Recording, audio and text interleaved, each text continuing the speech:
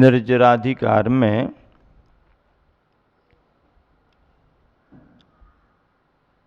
जिस ज्ञानी की बात चल रही थी, उस ज्ञानी के लिए गुरुवर आचार्य श्री ने पद्यानुवाद में बहुत अच्छे से स्पष्ट किया है। ना भूत की स्मृति अनागत की अपेक्षा।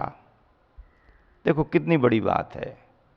ना भूत की स्मृति अनागत की अपेक्षा, अतीत की स्मृति नहीं, भविष्य की कोई अपेक्षा आकांक्षा नहीं, भोगोपभोग मिलने पर भी उपेक्षा। सारी सामग्रियां पुण्य के उदय से मिल रही हैं, आ रही हैं, दिख रही हैं, फिर भी उपेक्षा का भाव है। सामग्री किसी के लिए बाधक नहीं है, सामग्री के प्रति लगाव भाव बाधक है। यही कारण है कि जिसके पास कुछ भी नहीं है, ऐसा एक दरिद्री अपने पास कुछ ना रखते हुए भी अपने मोह मूर्छा के परिणामों से संग्रही परिग्रही माना गया। और अरहंत परमात्मा जैसे 13वें गुणस्थान वर्ती केवली तीर्थंकर भगवान समौ शरण में विराजमान हैं। दिव्य वैभव, अष्ट प्रातिहारियों का वैभव,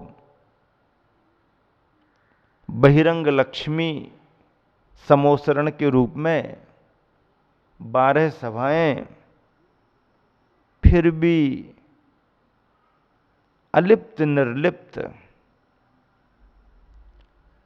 मोह क्षयात, मोह भाव का क्षय है। मोह भाव का क्षय है तो समौ शरण में भी उपदेश देते हुए भी तीर्थंकर भगवंत को अलिप्तता है।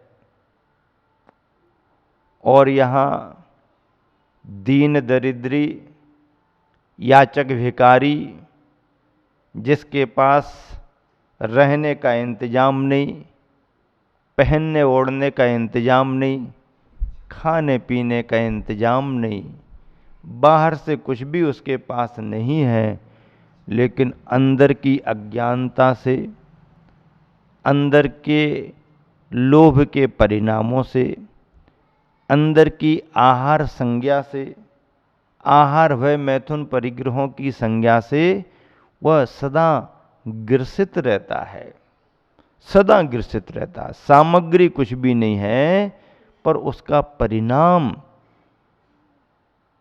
जुड़ा हुआ है, लिप्त है। ऐसे ही यहां पर गुरुवर क्या कह रहे हैं? ना भूत की स्मृति अनागत की अपेक्षा, भोगोपभोग मिलने पर भी उपेक्षा। ज्ञानी जिन्हें विषय तो विषय दिखते हैं, वैराग्य पाठ उनसे हम सीखते हैं।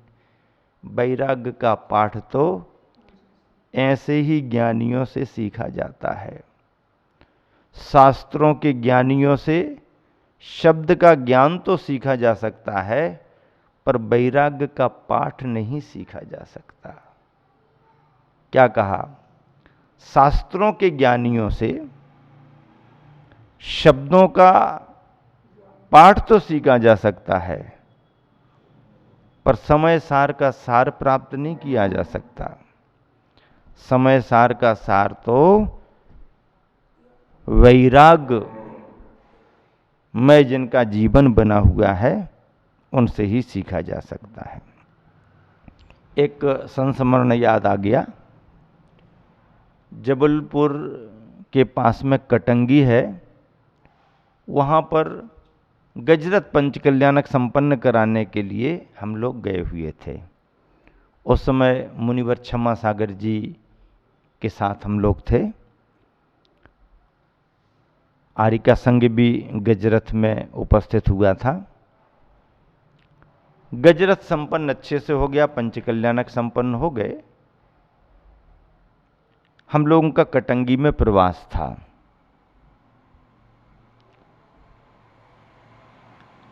एक दिन एक अधिकारी ऐसा आ गया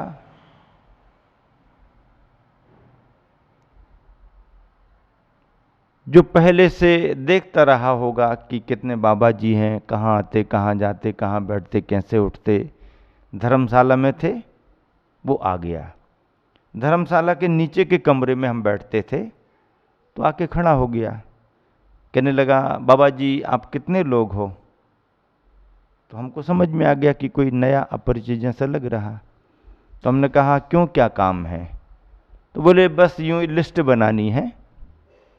किस बात की लिस्ट बनानी?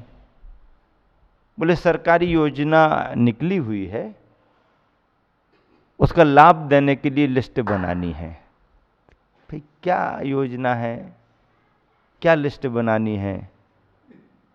बोले आप लोगों के बारे में जानकारी मिली है कि आप लोगों का घर नहीं है, तो इंदिरा आवास योजना के तहत आप लोग कितने जन हैं? तो मुझे हंसी आ गई सुन करके। मैंने कहा बैठो बैठो, मैं समझाता हूँ, बताता हूँ। तो हमने कहा कि ये बात तो सही है कि हम लोगों के पास घर नहीं है, ये सही जानकारी आपको मिली है कि हमारे पास कोई घर नहीं है, लेकिन हमारे को घर की आवश्यकता भी नहीं है। तो बोले नहीं, वो तो योजना ही निकली है। तो हमने कहा अब यदि योजना ही निकली है तो फिर बहुत सारे घरों का इंतजाम करना पड़ेगा, क्योंकि हम अकेले ही नहीं हैं, हमारे गुरुवर हैं और गुरुवर का संग भी है। उस समय आचार्य श्री छिंदवाड़ा में विराजमान थे। तो हमने कहा फिर लिस्ट तो बड़ी बन जाएगी। तो थोड़ा सा उसको ऐसा लगा कि घर तो नहीं है, लेकिन इन लोगों को शायद घर की जरूरत भी नहीं होती होगी। तो उसने पूछा कि आप लोगों के नियम क्या हैं, क्या कैसे रहते? तो हमने कहा कि देखो आपको सही जानकारी मिली कि घर हम लोगों के पास नहीं है, पर हम लोग घर बसा के भी नहीं रहते हैं। ऐसे मठ मंदिर वगैरह, मठ वगैरह हमारे कोई निश्चित नहीं रहते हैं। हम लोग तो विहार करते हैं, क्षेत्रों पर रुक जाते हैं, मंदिरों में रुक जाते हैं, नगरों में शहरों में आते हैं तो समाज की धर्मशालाओं में रुक जाते हैं, कहीं भी रुक करके अपना समय निकाल के निकल जाते हैं। स्वामित्व तो हमारा नहीं रहता है और स्वामित्व की कोई सामग्री को स्वीकार भी नहीं करते हैं। तो उसको बहुत आश्चर्य हुआ, अच्छा भी लगा। बोले बाबा जी पहली बार आप लोग जैसे हैं इनके पास आने का मौका मिला, दूर दूर से देखता रहा, फिर मुझे जानकारी मिली कि इनके कोई घर वगैरह नहीं रहते हैं। तो मैं तो अधिकारी ठहरा, मुझे लगा कि सबका भला करते हैं तो थोड़ा अपने से इनका भी भला हो जाए तो अच्छा है। तब तक लोग आ गए, समाज के लोग, तो उन्होंने भी फिर सब बातें सुनी, उनने भी आनंद लिया, फिर उसको अच्छे से समझाया। तब उसे मालूम चला कि घर नहीं होने में और घर थे, अब घर के त्याग कर दिए हैं और अब घर की जरूरत नहीं है, इसलिए घर नहीं होने में बड़ा फर्क है। जिनको घर नहीं है और जिन्हें घर की जरूरत है, आपकी योजना का लाभ उनको मिलेगा। हम सबके पास घर थे, संकल्प पूर्वक त्याग कर दिए हैं, छोड़ दिए हैं, और अब घरों की हमारे लिए आवश्यकता नहीं है, इसलिए तुम्हारी योजना का लाभ हम जैसे अपरिग्रही साधुओं के लिए नहीं है। समझाया, उसे बहुत अच्छा लगा। तो कई बार ऐसे संस्मरण बन जाते हैं जो दूसरे लोगों को भी प्रेरणा देने वाले हो जाते हैं। यहाँ पर आचार्य श्री ने पद्यानुवाद के द्वारा जो अंत में वाक्य लिखा है, वैराग्य पाठ उनसे हम सीखते हैं। वैराग्य का पाठ तो उनसे ही सीखा जाता है जिन्होंने अपना जीवन ज्ञानमय बना लिया है, जो भविष्य की कल्पनाओं में, भविष्य की आकांक्षाओं में नहीं रहते हैं, अतीत की स्मृति में अपना उपयोग नहीं लगाते हैं, और वर्तमान में जो भी शुभ अशुभ कर्मों के उदय से फल मिल रहा है उनमें हर्ष विषाद नहीं करते हैं, बल्कि क्षमता का भाव रख कर के उसे सहन करते हैं शांत भावों से। ऐसे ज्ञानियों के जीवन से, उनके वैराग्य से हम यही संयम का पाठ सीखते हैं। अगली गाथा है आचार्य प्रवर ने लिखी है। नानी रागपज हो शब्दब्बेषु कम मज्ज गदो, नो लिप्पदि कम रयेन दू, कदम मज्जे जहा कनयम।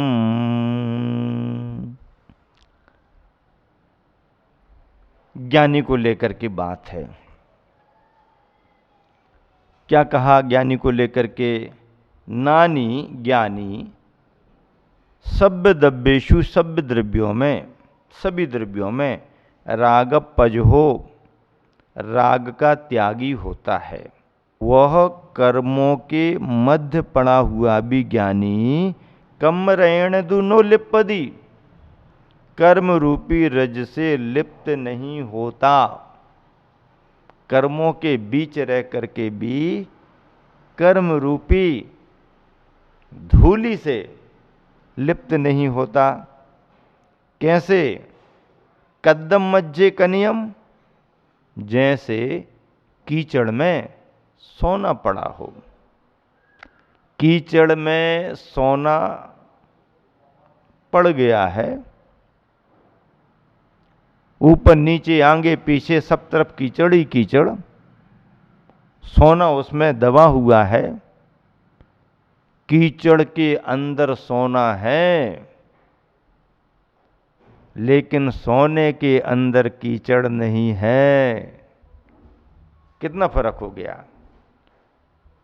कीचड़ के अंदर सोना तो है, लेकिन सोने के अंदर कीचड़ नहीं है।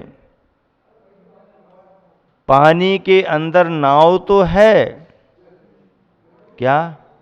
पानी के अंदर नाव तो है, लेकिन नाव के अंदर पानी नहीं है। पानी के अंदर नाव है, लेकिन नाव के अंदर पानी नहीं है। नाव के अंदर पानी नहीं है। कीचड़ के अंदर सोना है, लेकिन सोने के अंदर कीचड़ नहीं है। संसार में ज्ञानी है, लेकिन ज्ञानी के अंदर संसार नहीं है। संसार के अंदर ज्ञानी है, लेकिन ज्ञानी के अंदर संसार नहीं है। ज्ञानी के अंदर तो समय सार है, संसार नहीं। जिसके अंदर संसार है, उसके अंदर समय सार टिक नहीं सकता। क्या कहा? जिसके अंदर संसार है, उसके अंदर समय सार टिक नहीं सकता, और जिसके अंदर समय सार है, उसके अंदर संसार टिक नहीं सकता। नवीन कुमार ध्यान रखो। हाँ मजले, ध्यान रखना। क्या कहा? आचार्य प्रवर कुंद कुंद स्वामी कह रहे हैं, ज्ञानी कैसा होता है? कीचड़ के अंदर जैसे सोना पड़ा हो। ठीक है कीचड़ के अंदर है, लेकिन सोना सोना ही है। सोना सोना ही है, उसमें कोई फर्क नहीं आता। ज्ञानी संसार में रहे, कोई फर्क नहीं पड़ता। उसकी ज्ञान भावना संसार से उसे अलिप्त रखती है। ज्ञान भावना का खेल है।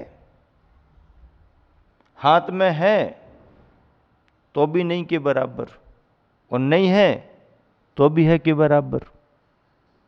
मन में संग्रह का भाव है तो नहीं है तो भी संग्रही है, और मन में संग्रह का भाव नहीं है तो आप कुछ भी रख करके चले जाओ, कोई फर्क नहीं पड़ता, कोई फर्क नहीं पड़ता। ज्ञानी की वृत्ति है, ज्ञानी का स्वभाव है। आचार्य ज्ञान सागर जी महाराज जी से एक विद्वान ने पूछा कि समय सार में ज्ञानी और अज्ञानी शब्द आया है, इसका एकदम सरल अर्थ बता दो, शास्त्रों की परिभाषा में नहीं बताना, एकदम सरल अर्थ बताओ व्यवहारिक उदाहरण के साथ। तो उन्होंने श्रीफल चढ़ाया था ज्ञान सागर जी महाराज को। तो आचार्य ज्ञान सागर महाराज कहते हैं कि देखो, श्रीफल चढ़ाया, श्रीफल चढ़ा, श्रीफल चढ़ाया, इतना ज्ञान रखना ज्ञानीपना है। श्रीफल चढ़ा, श्रीफल चढ़ाया, इतना ज्ञान रखना ज्ञानीपना है। और श्रीफल तुमने चढ़ाया, मेरे लिए चढ़ाया, तुमने चढ़ाया, मेरे लिए चढ़ाया, ये समय सार के ज्ञान से बाहर हो गए। श्रीफल को श्रीफल के रूप में जानो, चढ़ रहा है चढ़ रहे के रूप में जानो, चढ़ा रहे हैं चढ़ा रहे के रूप में जानो, लेकिन हम और तुम उसमें मत जुड़ो। यही समय सार का ज्ञानीपना है। पंडित जी को बहुत जल्दी सरल उदाहरण में बात समझ में आ गई।